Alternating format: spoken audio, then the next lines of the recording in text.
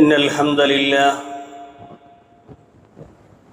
نحمده ونستعينه ونستغفره ونستهديه ونؤمن به ونتوكل عليه ونعوذ بالله من شرور أنفسنا ومن سيئات أعمالنا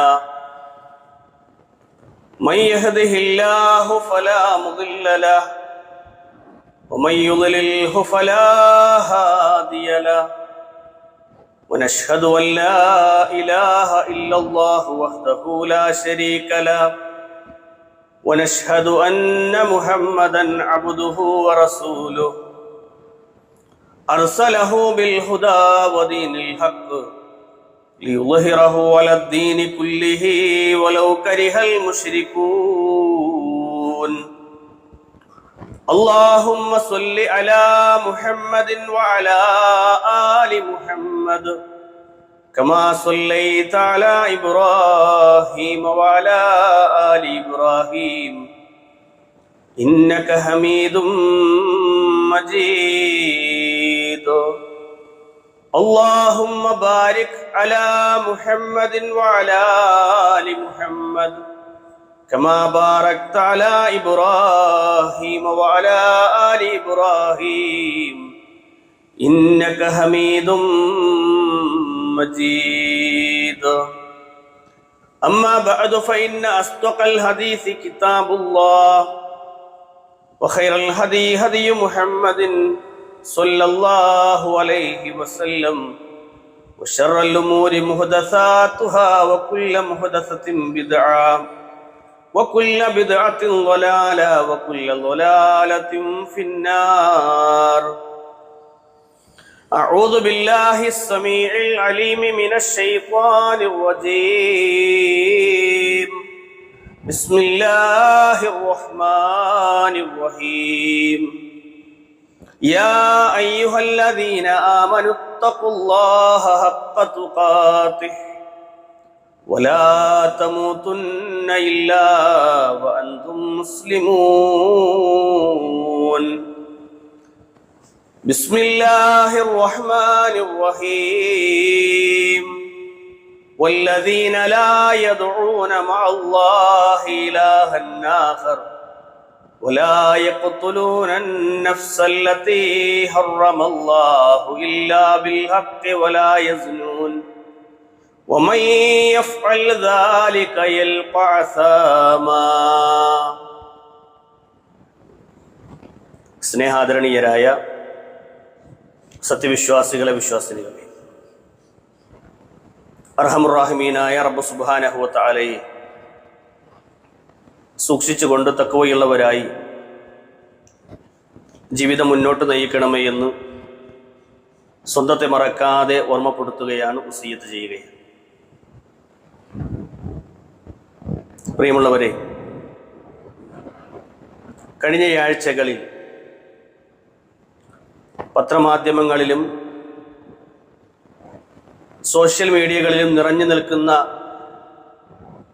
വാർത്തകൾ നാം ശ്രദ്ധിച്ചു കാണും.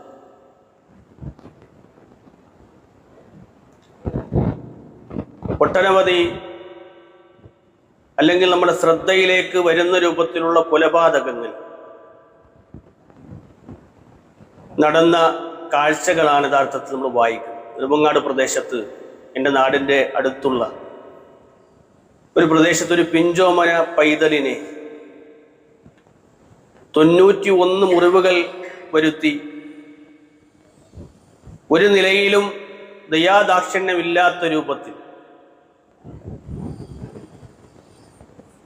കൊന്നുകളഞ്ഞ സംഭവം നമ്മൾ വായിച്ചു. ദയയില്ലാത്ത ലോകം, അലിവില്ലാത്ത മനുഷ്യർ, അത് വർദ്ധിച്ചു വരുന്ന ഒരു കാലഘട്ടത്തിലാണ് ഞാനും നിങ്ങളും ജീവിക്കുന്നത്.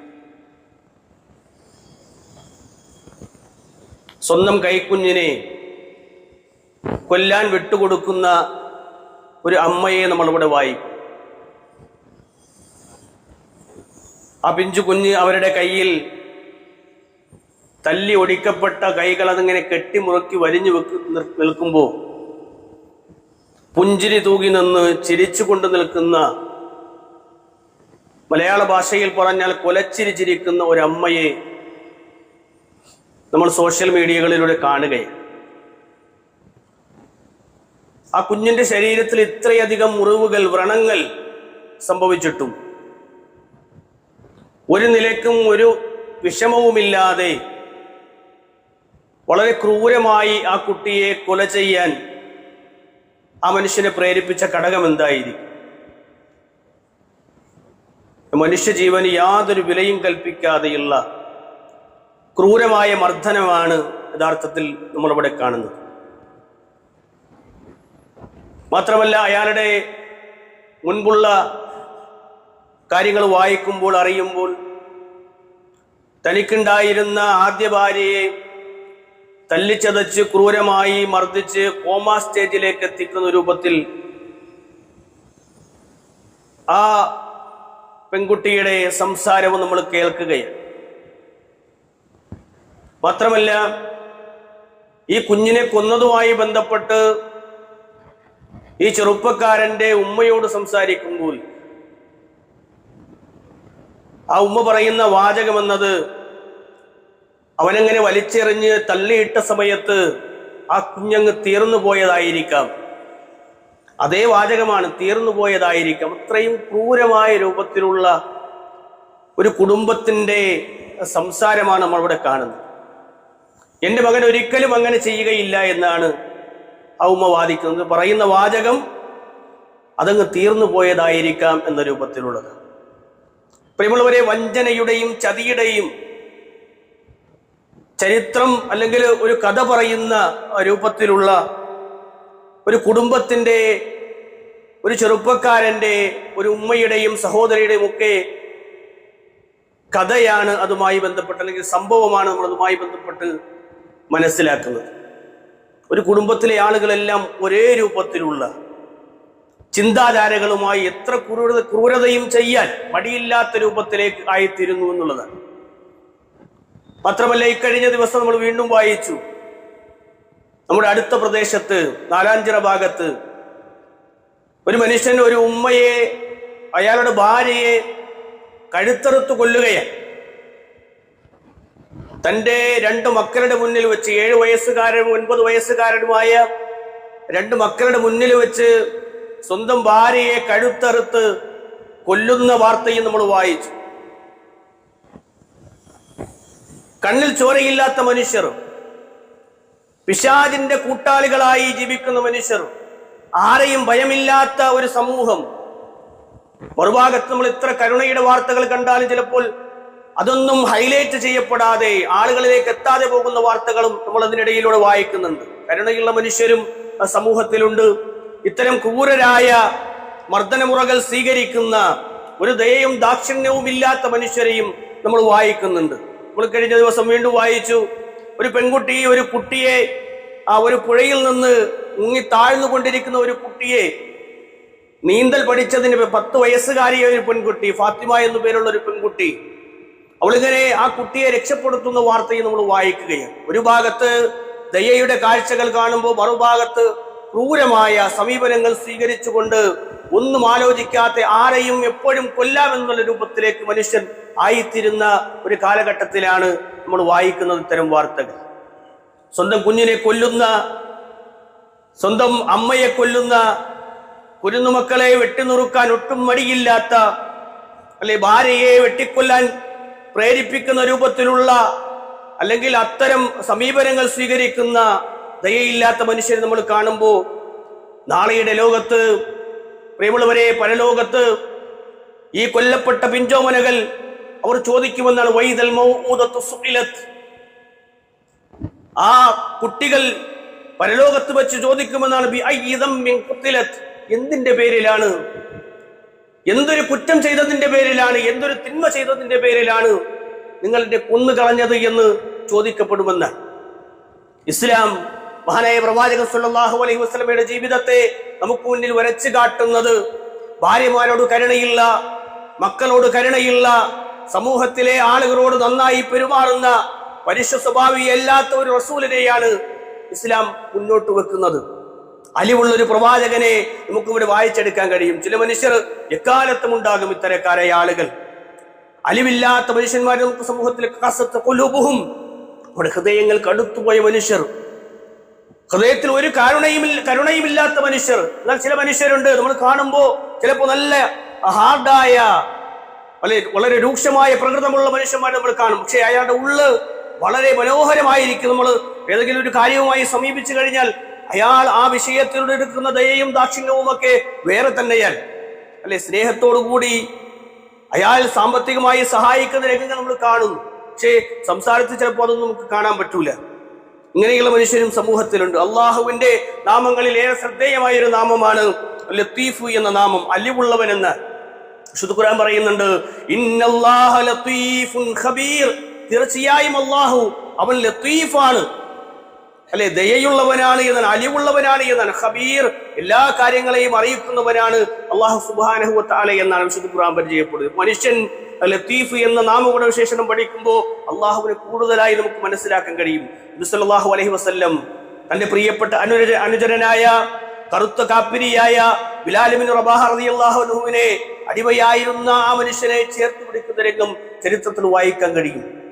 അടുത്തു നിർത്തി, അല്ലെ, സമൂഹത്തിലെ ഏറ്റവും ഉന്നത നിലയിൽ നിൽക്കുന്ന വ്യക്തിത്വമാണ് പ്രവാചകൻ സല്ലല്ലാഹു അലൈഹി വസല്ലം. പക്ഷേ ഏറ്റവും താഴെ നിന്ന് അടിമയായി ജീവിച്ചിരുന്ന ബിലാൽ ഇബ്നു റബാഹ റളിയല്ലാഹു അൻഹുവിനെ ചേർത്ത് പിടിക്കുമ്പോൾ ഇസ്ലാം നൽകുന്ന ഒരു സന്ദേശമുണ്ട്, മഹനീയമായ സന്ദേശം. അല്ലെ, അടിമമോചനം പഠിപ്പിച്ച് ഒപ്പം നിർത്തി, തന്റെ കൂട്ടാളിയായി നിർത്തി പ്രവാചകൻ സല്ലല്ലാഹു അലൈഹി വസല്ലം ബാങ്കുലി മുഴക്കാൻ ബിലാൽ റളിയല്ലാഹു അൻഹുവിനെ ഏൽപ്പിക്കുമ്പോൾ ബിലാൽ റളിയല്ലാഹു അൻഹുവിനെ സംബന്ധിച്ചിടത്തോളം സന്തോഷമായിരുന്നു എന്ന്. അല്ലേ പ്രിയമുള്ളവരെ, അതുകൊണ്ട് തന്നെ അടിമയും ഉടമയും കറുത്തവനും വെളുത്തവനും താഴ്ന്നവനും ഉയർന്നവനും എന്ന് നോക്കി വർണ്ണവിവേചനങ്ങൾ ഇല്ലാത്ത, അല്ലെ, വർണ്ണത്തിന്റെ പേരിലും അതുപോലെ തന്നെ ഈ കറുത്തവനെന്നും വെളുത്തവനെന്നും എന്നതിന്റെ പേരിലുമൊക്കെ കൊല ചെയ്യപ്പെടുന്ന അല്ലെങ്കിൽ മാറ്റി നിർത്തപ്പെടുന്ന സമൂഹങ്ങൾ നമ്മൾ കാണുകയാണ് വാർത്തകളിലൂടെ.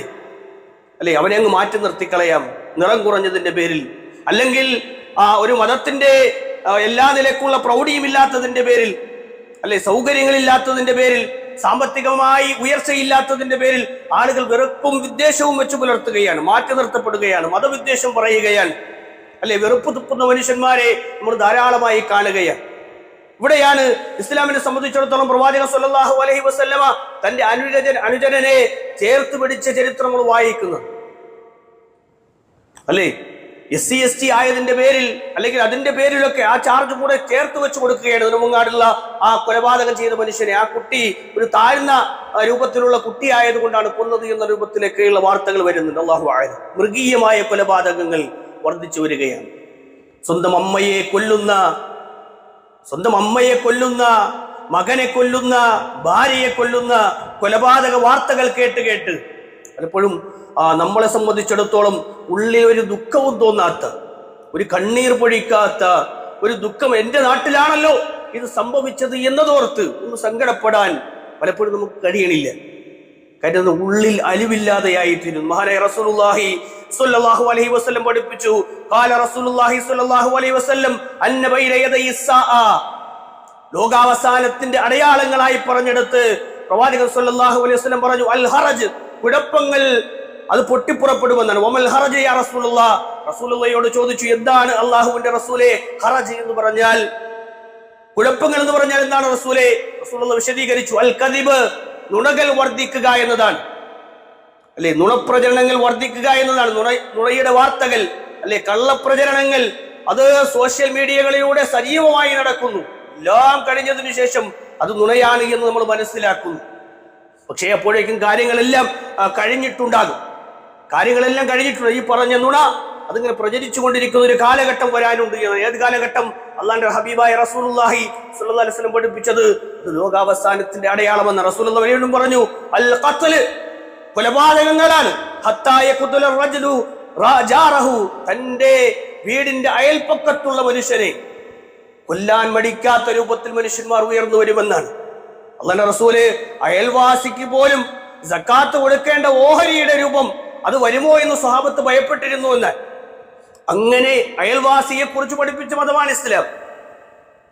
പക്ഷേ ആ അയൽവാസിയെ പോലും കൊല്ലുന്നൊരു കാലം ഈ കാലഘട്ടത്തിൽ ഉണ്ടാകുമെന്ന് റസൂലുള്ളാഹി സ്വല്ലല്ലാഹു അലൈഹി വസല്ലം ലോകാവസാനത്തിന്റെ അടയാളങ്ങൾ എണ്ണി. അൽ ഖത്ലു അഖാഹു, അയൽവാസിയെ മാത്രമോ? അല്ലേ, സ്വന്തം സഹോദരനെ കൊല്ലാൻ മടിക്കാത്ത ഒരു കാലം വരുമെന്ന് റസൂലുള്ളാഹി സ്വല്ലല്ലാഹു അലൈഹി വസല്ലം. എത്ര അനുഗുണമായ, എത്ര അനുചിതമായ സംസാരമാണ് റസൂലിൻ്റെത്. പ്രവാചകനെ അംഗീകരിക്കാൻ നമ്മൾ തയ്യാറാകുന്ന രൂപത്തിൽ പ്രവാചകന്റെ വചനങ്ങൾ ഉയർന്നു വരികയാണ്. സ്വന്തം സഹോദരനെ, സ്വന്തം കൂടപ്പിറപ്പിനെ കൊല്ലാൻ മടിയില്ലാത്ത മനുഷ്യർ അതുണ്ടാകുമെന്ന് റസൂലുള്ളാഹി സ്വല്ലല്ലാഹു അലൈഹി വസല്ലം പറഞ്ഞു.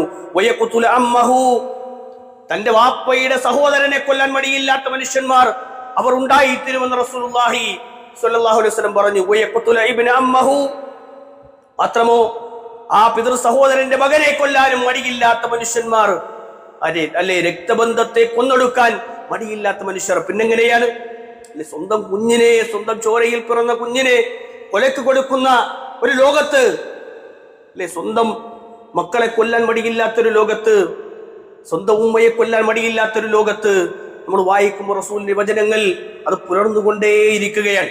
അൽ ഹറജ് എന്നാണ് പ്രയോഗിച്ചത്. കുഴപ്പങ്ങൾ വന്നുകൊണ്ടേയിരിക്കും. അല്ലാഹുവിന്റെ റസൂൽ വീണ്ടും പറഞ്ഞു, വല്ലദീ നഫ്സി ബിയദി, എന്റെ ആത്മാവ് ആരുടെ കയ്യിലാണോ അല്ലാഹുവാണ് സത്യം, ലാ തദ്ഹബു ദുനിയാ ഹത്താ യഅതി അലന്നാസി യൗമൻ, ജനങ്ങളിലേക്ക് ഒരു ദിവസം വന്നണയാതെ ഈ ലോകം അവസാനിക്കുകയില്ല, അന്ത്യനാൾ സംഭവിക്കുകയില്ല എന്നാണ് അല്ലാഹുവിന്റെ റസൂൽ. ലാ യദ്രി അൽ ഖാതിലു ഫീമ ഖുതില, ഒന്നവൻ അറിയില്ല എന്തിനാണ് കൊന്നത് എന്ന്. ഒരു മനുഷ്യൻ ഒരാളെ കൊല്ലുന്നു, പക്ഷെ എന്തിന്റെ പേരിലാണ് ആ മനുഷ്യൻ കൊല്ലപ്പെട്ടത് എന്ന്, അല്ലെങ്കിൽ ഞാൻ അയാളെ കൊന്നത് എന്ന് അറിയാത്തൊരു കൊലയാളി ഉണ്ടാകുമെന്ന് റസൂലുള്ളാഹി സ്വല്ലല്ലാഹു അലൈഹി വസല്ലം ചേർത്തു വെച്ചു. വലൽ മഖ്തൂലു ഫീമാ ഖുതില, എന്തിനാണ് താൻ കൊല്ലപ്പെട്ടത് എന്നറിയാത്ത കൊല ചെയ്യപ്പെട്ട മനുഷ്യന്മാർ ഉണ്ടാകുമെന്ന് റസൂലുള്ളാഹി സ്വല്ലല്ലാഹു അലൈഹി വസല്ലം പറഞ്ഞു. ഇന്ന മിൻ അശ്റാത്തി സാഅ, ലോകാവസാനത്തിന്റെ അടയാളങ്ങളിൽപ്പെട്ടതാണ് അയ്യുറുഫഅൽ ഇൽം, അറിവുകൾ വർദ്ധിച്ച് അറിവുകൾ ഉയർന്നു പോകുക എന്നത്.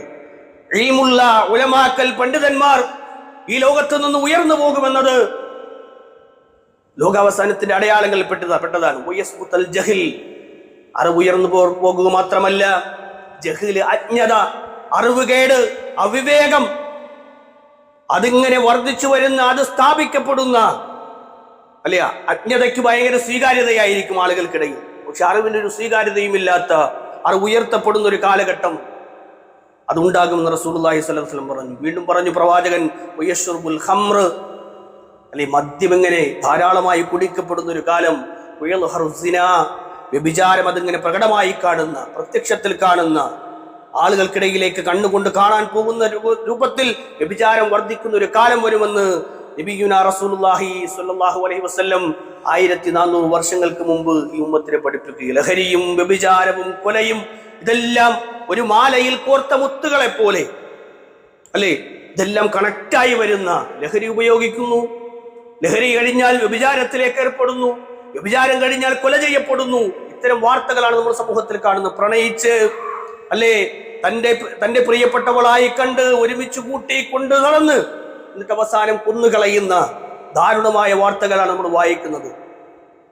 റബ്ബ് നൽകിയ ബുദ്ധിയെ നശിപ്പിക്കുന്ന രൂപത്തിൽ ലഹരി ഉപയോഗിക്കുന്നു, എന്നിട്ട് ഇത്തരം തിന്മകളിലേക്ക് പോയി ആപതിക്കുന്ന കാലഘട്ടം. പ്രവാചകൻ പറഞ്ഞല്ലോ, അൽ ഖംറു ഉമ്മുൽ ഖബായിസ്, മദ്യം എന്നത്, ലഹരി എന്നത് അത് തിന്മകളുടെ ഉമ്മയാണ്, മാതാവാണ് എന്ന് റസൂലുള്ളാഹി സ്വല്ലല്ലാഹു അലൈഹി വസല്ലം പറഞ്ഞു. മനുഷ്യന്റെ ഹൃദയത്തെ തിന്മകൾ കെട്ടിപ്പടുക്കുന്ന രൂപത്തിലേക്ക് ഉമ്മയായി മാറുമെന്ന.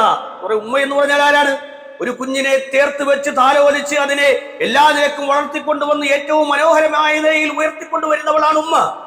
എന്നാൽ മദ്യം ഉമ്മയായി മാറുന്ന, ഏത് തിന്മയിലേക്കും പ്രേരിപ്പിക്കുന്ന രൂപത്തിൽ ആ മദ്യമായി തീരുന്ന ഒരു കാലഘട്ടം ലോകാവസാനത്തിൽ നാൾ വരുമെന്ന് റസൂലുള്ളാഹി പറയുമ്പോൾ അത്രത്തോളം ഗൗരവത്തിൽ നമ്മൾ അതിനെ കാണാം. മഹാതിന്മകൾ വിശുദ്ധ ഖുർആൻ പറഞ്ഞല്ലോ, ജനാമുഖമായി ഓതി വെച്ച ഇബാദുർ റഹ്മാനിന്റെ വിശേഷണം പഠിപ്പിക്കുന്നിടത്ത്, അല്ലെ പരമകാരുണ്യന്റെ അടിമകളുടെ ഗുണവിശേഷണങ്ങൾ പറയുന്നത് അള്ളാഹു പറയുന്നത്, വല്ലദീന, അവർ മുഅ്മിനുകളായ ആളുകൾ, അള്ളാഹുവിന്റെ ഇഷ്ടങ്ങൾ അതനുസരിച്ച് ജീവിക്കുന്ന മനുഷ്യന്മാരുടെ പ്രത്യേകത, ലാ യദഊന മഅല്ലാഹി ഇലാഹൻ ആഖർ, അവർ അള്ളാഹുവിനോടല്ലാതെ മറ്റൊരാളോടും വിളിച്ചു പ്രാർത്ഥിക്കുകയില്ല. വലാ യഖ്തുലുൻ നഫ്സല്ലത്തി ഹറമല്ലാഹു ഇല്ലാ ബിൽ ഹഖ്, അന്യായമായ ഒരു ആത്മാവിനെയും അവർ കൊന്നുകളയുകയില്ല.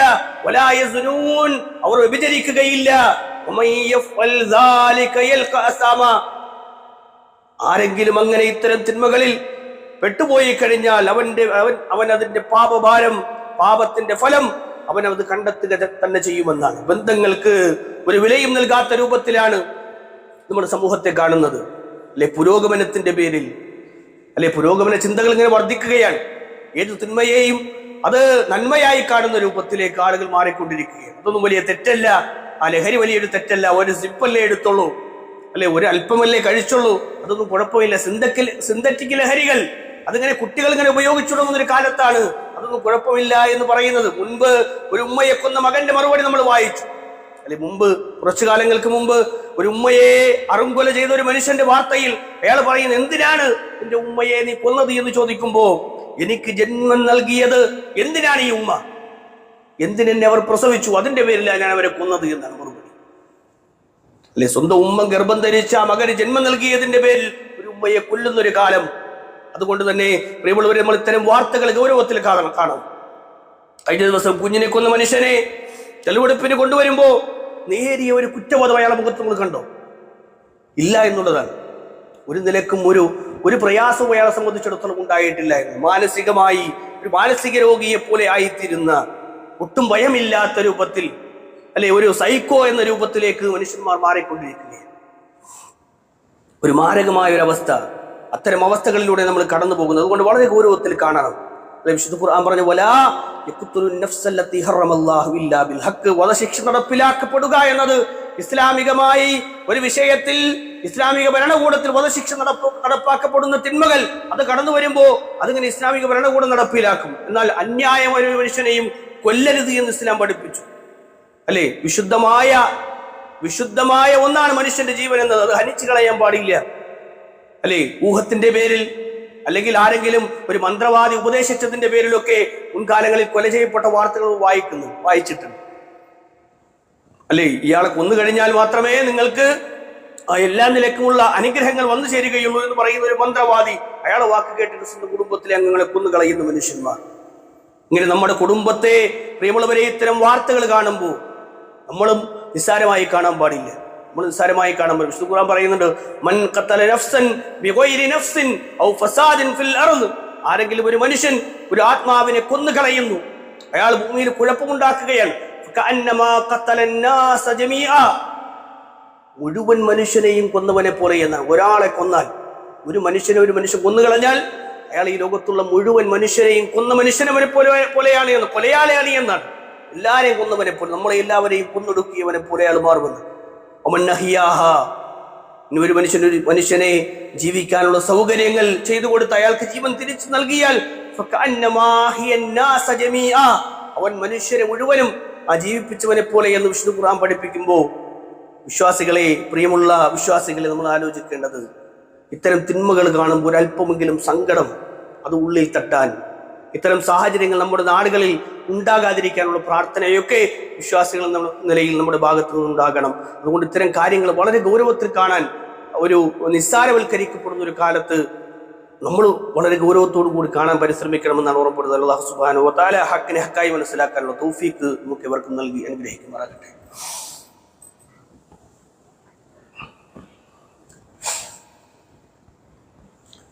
അൽഹംദുലില്ലാഹിൽ വാഹിദിൽ ഖഹാർ العزيز الغفار والمهيمن الجبار غافر الذنب وقابل التوب شديد العقاب أوصيكم وإياي ثانيا بتقوى الله. അല്ലാഹു സുബ്ഹാനഹു വ തആലയെ സൂക്ഷിച്ചുകൊണ്ട് ജീവിക്കണമേ എന്ന് ഒരിക്കൽ കൂടി സ്വന്തത്തെ മറക്കാതെ ഓർമ്മിപ്പിക്കുകയാണ്, വസിയ്യത്ത് ചെയ്യുകയാണ്. അല്ലാഹു സുബ്ഹാനഹു വ തആല അവനെ സൂക്ഷിച്ച് ജീവിക്കുന്ന അവന്റെ യഥാർത്ഥ അടിമകളിൽ നമ്മെ ഇവരെയും ഉൾപ്പെടുത്തി അനുഗ്രഹിക്കുമാറാകട്ടെ. വിശുദ്ധ ഖുർആൻ സൂറത്തു തഗാബിനിലൂടെ നമ്മളെ അറിയിക്കുന്ന, വിശ്വാസികളോട് പറയുന്ന ഒരു സംസാരമുണ്ട്. യാ അയ്യുഹല്ലദീന ആമനു, അല്ലയോ സത്യവിശ്വാസികളെ, ഈമാനുള്ള മുഅ്മിനീങ്ങളെ, ഇന്ന മിൻ അസ്വാജിക്കും വ ഔലാദിക്കും അദുവ്വുല്ലക്കും, നിങ്ങളുടെ ഇണകളിലും, നിങ്ങളുടെ ഭാര്യയിൽ, നിങ്ങളുടെ ഭർത്താവിലും, വ ഔലാദിക്കും, നിങ്ങളുടെ മക്കളിലും, അതാണാകട്ടെ പെണ്ണാകട്ടെ, അദുവ്വുല്ലക്കും, നിങ്ങൾക്ക് ശത്രുക്കൾ ഉണ്ടാകും. മിത്രങ്ങളെല്ലാം ശത്രുക്കൾ ഉണ്ടാകുമെന്ന് അദുവ് എന്നാണ് അള്ളാഹു പ്രയോഗിക്കുന്നത്. എന്നിട്ട് പറയുന്ന ഫഹ്ദറൂഹും, നിങ്ങളവരെ കരുതിയിരിക്കണം, നിങ്ങളവരെ സൂക്ഷിക്കണം. എന്നിട്ടുള്ള പറയുന്ന വല്ലാത്തൊരു വാചകമുണ്ട്, വഅൻ തഅഫു വതസ്ഫഹു വതഗ്ഫിറു. ഈ 3 കാര്യങ്ങൾ ഒരു കുടുംബത്തിൽ എക്കാലത്തും എല്ലാ സമയങ്ങളിലും ഉണ്ടാകണമെന്ന്. നിസ്സാരമായ കാര്യങ്ങളിൽ തുടങ്ങി ചെറിയ വർത്തമാനങ്ങളിൽ ആരംഭിച്ച് ചെറിയൊരു സംഭവത്തിൽ ബന്ധപ്പെട്ട് പിന്നീടത് കൊലപാതകത്തിലേക്ക് നയിക്കുന്ന, അല്ലെങ്കിൽ ഭാര്യാഭർത്തൃ ബന്ധം വിച്ഛേദിച്ച് ത്വലാഖിലേക്ക് എത്തിച്ചേരുന്ന, അതല്ലെങ്കിൽ ഒരു നിലക്കും തൻ്റെ മക്കൾക്ക് ആ മക്കളുടെ ബന്ധം അത് സ്ഥാപിക്കാൻ പറ്റാത്ത രൂപത്തിലായി മാറുന്ന അവസ്ഥകൾ നമ്മൾ സമൂഹത്തിൽ കാണുകയാണ്. അത് അധികരിച്ചു വരുന്ന ഒരു കാലഘട്ടത്തിലാണ് ഞാനും നിങ്ങൾ ജീവിച്ചിരിക്കും. വിശുദ്ധ ഖുർആൻ പറയുന്നത്, ആ നിങ്ങളുടെ മക്കളിലും നിങ്ങളുടെ ഭാര്യമാരിലും നിങ്ങളുടെ ഭർത്താക്കന്മാരിലും എല്ലാം നിങ്ങൾക്ക് ശത്രുക്കൾ ഉണ്ടായി വരുമെന്ന്. നമ്മളെ ഉപദ്രവിക്കുന്നവർ, നമ്മളെ പ്രയാസപ്പെടുത്തുന്നവർ, അത് ദീനി രംഗത്താവട്ടെ ദുനിയാവിന്റെ വിഷയങ്ങളിലാകട്ടെ, നമ്മളെ ബുദ്ധിമുട്ടിക്കുന്ന ആളുകൾ നമ്മുടെ കുടുംബങ്ങളിൽ നമുക്കൊപ്പം ഉണ്ടാകുമെന്ന് വിശുദ്ധ ഖുർആനിലൂടെ അല്ലാഹു സുബ്ഹാനഹു വ തആല പറഞ്ഞിട്ട് ഫഹ്ദറൂഹും, നിങ്ങൾ അവരെ കരുതണം. എന്നിട്ട് അല്ലാഹ് പറഞ്ഞ വാചകങ്ങൾ നമ്മൾ ശ്രദ്ധിക്കണം. ഒരു കുടുംബത്തിൽ എല്ലാ സമയത്തും ഉണ്ടായിരിക്കേണ്ട 3 കാര്യങ്ങളാണത്. വഅൻ തഅഫു, നിങ്ങൾ അഫു ഉള്ളവരാകണം, മാപ്പ് നൽകുന്നവരാകണം. മകനോട് മാപ്പ് നൽകാൻ, ഭാര്യയോട് മാപ്പ് നൽകാൻ, ഭർത്താവിനോട് മാപ്പ് നൽകാൻ, കുടുംബത്തിലെ അംഗങ്ങളോട് മാപ്പ് നൽകാൻ എനിക്ക് നിങ്ങൾക്ക് സാധിക്കുന്നിടത്ത് അവിടെ പ്രശ്നങ്ങൾ കുറയുമെന്ന് വിശുദ്ധ ഖുർആൻ വളരെ ഗൗരവത്തിൽ പഠിപ്പിച്ച കാര്യമാണ്. അഫ്വ്, വിട്ടുവീഴ്ച നൽകുക. അത് ആരോട് നമ്മൾ വിട്ടുവീഴ്ച ചെയ്താലും അതിൽ അല്ലാഹു നന്മയല്ലാതെ നമുക്ക് പകരം തരൂല. നമ്മൾ വിചാരിക്കും, എന്തിനാ അയാളോട് നമ്മളങ്ങനെ കരുണ കാണിക്കുന്നത്, വിട്ടുവീഴ്ച ചെയ്യുന്നത് എന്ന് ചിന്തിക്കുന്ന ആളുകൾ. എന്തിന് നിങ്ങളങ്ങനെ വിട്ടുകൊടുക്കണം? നമുക്ക് വലിയ പറയാൻ പല കാര്യങ്ങളും, വിട്ടുകൊടുക്കാൻ പാടില്ല എന്ന് പറയുന്ന മനുഷ്യന്മാർ. അങ്ങനെ ആകരുത്. നിങ്ങൾ അഫുവുള്ളവരാകണം, മാപ്പ് കൊടുക്കണം ആളുകൾക്ക്.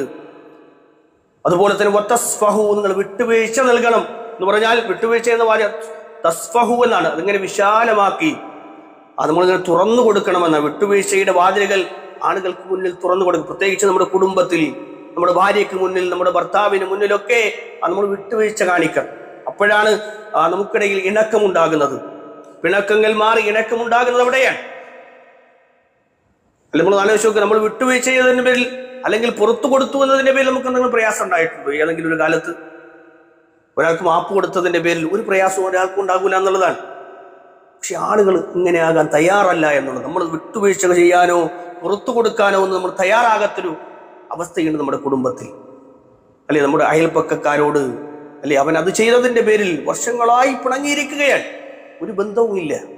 ഒരു സലാം കൊണ്ടുപോലും നമ്മൾ എന്ത് ചെയ്യുന്നില്ല, ബന്ധം നിലനിർത്തുന്നില്ല, അകന്നു നിൽക്കുകയാണ്. സ്വന്തം ചോരയിൽ പിറന്ന സഹോദരനോട് പിണക്കമാണ്, വിട്ടുവീഴ്ചയില്ല. ഇല്ല, ഒരു കാലത്തും ഞാനും അയാളുമായി ശരിയാവുകയില്ല. ആദർശത്തിന്റെ പേരിലുള്ള പിണക്കങ്ങളല്ല ഈ പറയുന്നത്. ആദർശത്തിന്റെ പേരിൽ, ആദർശ വിഷയത്തിൽ മാത്രമേ പിണങ്ങാൻ പറ്റൂ. രക്തബന്ധത്തിന്റെ പേരിൽ പിണങ്ങാൻ പറ്റൂ. ഉമ്മ ചെറുക്ക് ചെയ്യുന്ന ആളാണെങ്കിലും ഉമ്മയോട് ബന്ധം സ്ഥാപിക്കണം, വാപ്പയോട് ബന്ധം സ്ഥാപിക്കണം, സഹോദരനോട് ബന്ധം ഉണ്ടാകണം. അതാണ് ഇസ്ലാമിന്റെ കാഴ്ചപ്പാട്. ഒരു ശിർക്ക് ചെയ്യണതിന്റെ പേരിൽ എങ്ങനെ അവരെ എല്ലാം വിട്ടങ്ങനെ മാറി നിൽക്കുന്ന അവസ്ഥയുണ്ട് എങ്കിൽ അതങ്ങനെ വരാൻ പാടില്ല എന്നുള്ളത്. വതഗ്ഫിറൂ, അവസാനം അള്ളാഹു പറയും വതഗ്ഫിറൂ, നിങ്ങൾ പുറത്തു കൊടുക്കണം. അള്ളാഹുവിന്റെ നാമമാണ് ഗഫൂർ എന്നത്. അഫൂ എന്നത് അള്ളാഹുവിന്റെ നാമമാണ്. അല്ല, വിശ്വാസികളായ മനുഷ്യന്മാർ വതഗ്ഫിറൂ, നിങ്ങൾ അവർക്ക് പുറത്തു കൊടുക്കണം എന്ന് പറഞ്ഞാൽ, അവർ നിങ്ങളോട് മാപ്പപേക്ഷിച്ചാൽ, നിങ്ങളോട് സോറി പറഞ്ഞാൽ ക്ഷമിക്കാൻ, നിന്റെ സോറി, എല്ലാ കാലത്തും ഇങ്ങനെയാണ്, സോറി പറഞ്ഞ് ഇങ്ങനെ മാറിപ്പോകുന്ന ഒരാളാണ്, അതുകൊണ്ട് നിനക്ക് മാപ്പൊന്നുമില്ല എന്നല്ലെങ്കിൽ നിന്നോട് പൊറുക്കൂല എന്ന് പറയുന്ന ഒരവസ്ഥ പലപ്പോഴും മനുഷ്യർക്കുണ്ട്. അള്ളാഹു പറയുന്നു വതഗ്ഫിറൂ, നിങ്ങൾ അങ്ങനെ പൊറുക്കുന്നവരും വിട്ടുവീഴ്ച ചെയ്യുന്നവരും മാപ്പ് നൽകുന്നവരാണെങ്കിൽ ഫഇന്നല്ലാഹ ഗഫൂറുർ റഹീം, അല്ലാഹ് ഏറെ പൊറുക്കുന്നവനും കരുണാവാരിധിയുമെന്നാണ്. നമ്മളിതൊന്ന് ചിന്തിച്ചു നോക്ക്. നമ്മുടെ കുടുംബത്തിൽ നമ്മുടെ ഭാര്യയോടും മക്കളോടും ഇണകളോടും എല്ലാം നല്ല നിലയിൽ വർത്തിച്ചാൽ പെരുമാറിയാൽ, ഇത്തരം ഈ ഗുണവിശേഷണങ്ങൾ നമ്മളിൽ ഉണ്ടായാൽ, പ്രിയമുള്ളവരെ, ഇത്തരം പ്രശ്നങ്ങൾ വർദ്ധിക്കുന്ന ഒരു കാലത്ത് നിന്ന് നമുക്കത് കുറഞ്ഞു നിൽക്കുന്നത് കാണാൻ പറ്റും. നല്ല ബന്ധങ്ങളിലൂടെയാണ് കുടുംബങ്ങളിൽ ആ ഊഷ്മളത ഉണ്ടാകുന്നത്, സന്തോഷങ്ങൾ ഉണ്ടാകുന്നത്. നമ്മുടെ മക്കളെ ആ ദീന് പഠിപ്പിക്കണം, നന്നായി പഠിപ്പിക്കണം. അവർക്ക് അതിനു വേണ്ടിയുള്ള സൗകര്യങ്ങൾ നമ്മൾ ചെയ്തു കൊടുക്കണം. കുടുംബത്തിൽ ഇണകളും അതുപോലെ തന്നെ മക്കൾ നമുക്കെതിരായി സംസാരിക്കാൻ പാടില്ല. ഒരു കാലത്ത് എനിക്ക് നിങ്ങൾക്കും എതിരായി സൗകര്യം ചെയ്തില്ല എന്ന് പറഞ്ഞ് വരാൻ പാടില്ല. നമ്മുടെ ബാധ്യതയാണ് നമ്മുടെ മക്കളെ പഠിപ്പിക്കൽ. പ്രിയമുള്ളവരെ, നമ്മുടെ മദ്രസ സംവിധാനങ്ങൾ ഇവിടെയുണ്ട്, ഖുർആൻ പഠിപ്പിക്കുന്ന സംവിധാനങ്ങൾ ഇവിടെയുണ്ട്, എല്ലാം ഉണ്ട്. അത് അന്വേഷിച്ച് കണ്ടെത്തി പഠിപ്പിക്കാൻ നമ്മൾ തയ്യാറാകണം. എവിടെയാണോ ഇൽമുള്ളത് അവിടെ ചിലപ്പോൾ നമ്മൾ മാറി താമസിക്കേണ്ടി വരും, അവിടേക്ക് നമ്മൾ പോകേണ്ടി വരും, ഇൽമ അന്വേഷിച്ച് പോകേണ്ടി വരും. മഹാനായ ബുഖാരി ഇമാമിനെ പോലെയുള്ള ആളുകൾ എത്രയോ ലക്ഷക്കണക്കിന് ഹദീസുകൾ റിവായത്ത് ചെയ്ത മനുഷ്യന്മാരാണ്. അവർ ലോകത്തിന്റെ വിവിധ ഭാഗങ്ങളിൽ പോയി ഇൽമു തേടി അതിങ്ങനെ നേടി നമുക്ക് നൽകിയവരാണ്. അതുകൊണ്ട് ഇൽമുള്ളതിനെ അത് നമ്മൾ നേടിയെടുക്കാൻ സന്നദ്ധരാകണം. ഈ നാട്ടിൽ അൽഹംദുലില്ലാ അള്ളാഹുവിന്റെ തൗഫീഖ് കൊണ്ട് അൽ ബഹ്ജ എന്ന് പറയുന്ന തുടക്കക്കാരായ മക്കൾക്ക് പഠിക്കാൻ ഏറ്റവും നല്ല രൂപത്തിലുള്ള സജ്ജീകരണങ്ങൾ ഇവിടെ ചെയ്തു കഴിഞ്ഞു. നിങ്ങൾ നമ്മുടെ മക്കളെ കൂട്ടത്തിൽ 4 വയസ്സ് പ്രായമുള്ള അല്ലെങ്കിൽ 5 വയസ്സിനകത്ത് പ്രായമുള്ള മക്കളുണ്ട് എങ്കിൽ അവരെ കൊണ്ടുവന്നതിൽ ചേർക്കണം. പുതിയൊരു സംവിധാനം അതിങ്ങനെ രൂപപ്പെട്ടു വരികയാണ്. നല്ല നിലയിൽ ഒരു മദ്രസ വിദ്യാഭ്യാസത്തിനപ്പുറത്ത് ഏറ്റവും നല്ല നിലയിൽ നമ്മുടെ മക്കൾ വീട്ടിൽ നിന്ന് ഇറങ്ങുമ്പോൾ ബിസ്മില്ലാഹി തവക്കൽതു അലല്ലാഹി ലാ ഹൗല വലാ ഖുവത ഇല്ലാ ബില്ലാ എന്ന് പറയുന്ന അവസ്ഥയിലേക്ക് ഇങ്ങനെ ഉയർന്നു വരും. ടോയ്ലറ്റിൽ കയറുമ്പോൾ സ്വന്തമായ ഒരു പ്രാർത്ഥനകൾ പറയും. ഇങ്ങനെ എവിടെയെല്ലാം ദുആവും അതുപോലെ തന്നെ ദീനുമായ കാര്യങ്ങൾ പഠിപ്പിക്കാൻ പറഞ്ഞോ അവിടെയെല്ലാം നമ്മുടെ മക്കൾ ദീനിയായി വളരും. അത് കണ്ട് നമുക്കിങ്ങനെ കൺകുളിർമയോടെ നമുക്ക് അവരെ കാണാൻ പറ്റും. അവിടെ നമ്മൾ പ്രാർത്ഥന റബ്ബന ഹബ് ലനാ മിൻ അസ്വാജിന വദുർരിയാതിന എന്നൊക്കെ നമ്മൾ പ്രാർത്ഥിക്കണില്ലേ? അത് വെറും വാചകങ്ങളാകരുത്, വെറുതെ ഇങ്ങനെ ഓട്ടോമാറ്റിക് നാവിൽ നിന്ന് വരുന്നൊരു പ്രാർത്ഥനയാകരുത്. മറിച്ച് നമ്മുടെ മക്കളിൽ കൺകുളിർമ കിട്ടണേ എന്നാണ്. ആ കുളിർ കിട്ടണമെങ്കിൽ എന്ത് വേണം? നമ്മൾ അത്തരം സംവിധാനങ്ങളുമായി സഹകരിക്കണം. അല്ലെ, ഒരു കുഞ്ഞിനെങ്ങനെ കൊന്നുകളഞ്ഞൊരു മനുഷ്യൻ നമ്മൾ വായിക്കുമ്പോൾ നമ്മുടെ മക്കളെ അള്ളാഹു നൽകിയ നമ്മുടെ കരങ്ങൾ നൽകിയ സുരക്ഷിതമായി വളർത്തിയെടുക്കാനാണ്, പടച്ചു നൽകിയ അതിനു വേണ്ടിയാണ്. അതുകൊണ്ട് അവരുടെ സുരക്ഷിതത്വം നമ്മൾ ഉറപ്പുവരുത്തണം. അതിന് ദീന് കൂടിയേ തീരൂ, ഇൽമിയായ കാര്യങ്ങൾ അവർ പഠിച്ചേ തീരൂ. എങ്കിൽ മാത്രമേ നമ്മളോട് ഒരു കരുണ കാണിക്കോളൂ, നമ്മളുമായി ചേർന്ന് നിൽക്കോളൂ. പടച്ചവനെ ഏൽപ്പിച്ച ഉത്തരവാദിത്വം അത് ഭംഗിയായി നിർവഹിക്കാൻ നമ്മൾ പരിശ്രമിക്കണം. അല്ലാഹു സുബ്ഹാനഹു വ തആല നമ്മുടെ മക്കളിൽ നിന്ന് ഇണകളിൽ നിന്നൊന്നും നമുക്ക് ശത്രുക്കളെ ഉണ്ടാക്കാതിരിക്കട്ടെ എന്ന് നമ്മൾ പ്രാർത്ഥിക്കണം. അല്ലാഹു അതിനുള്ള തൗഫീക്ക് നൽകി അനുഗ്രഹിക്കുമാറാകട്ടെ. അല്ലാഹു ഞങ്ങളിൽ നിന്ന് വന്നുപോയ ചെറുതു വലുതുമായ തെറ്റുകുറ്റങ്ങളെ നിന്റെ മഗ്ഫിറത്തും മർഹമത്തും കൊണ്ട് പുറത്തു മാപ്പാക്കി തരണം റഹ്മാനെ. അല്ലാഹു രോഗങ്ങൾ കൊണ്ട് പ്രയാസപ്പെടുന്ന ആളുകൾക്ക് രോഗശമനം നൽകി അനുഗ്രഹിക്കണം റഹ്മാനെ. അല്ലാഹു ഞങ്ങളിൽ നിന്ന് മരണപ്പെട്ടു പോയ വിശ്വാസികളായ ഞങ്ങളുടെ മാതാപിതാക്കൾ അവർക്ക് നീ മഗ്ഫിറത്തും മർഹമത്തും കൊടുത്ത് അനുഗ്രഹിക്കണം റഹ്മാനെ. അല്ലാഹുമ്മ ഗ്ഫിർ ലിൽ മുഅ്മിനീന വൽ മുഅ്മിനാത്ത് വൽ മുസ്ലിമീന വൽ മുസ്ലിമാത്ത് الأحياء منهم والأموات إنك مجيب الدعوات ويا قاضي الحاجات. اللهم أعز الإسلام والمسلمين وأذل الشرك والمشركين. اللهم إنا نعوذ بك من جهد البلاء ودرك الشقاء وسوء القضاء وشماتة الأعداء. ربنا آتنا في الدنيا حسنة وفي الآخرة حسنة وقنا عذاب النار. آمين آمين برحمتك يا أرحم الراحمين. وصلى الله على نبينا محمد والحمد لله رب العالمين.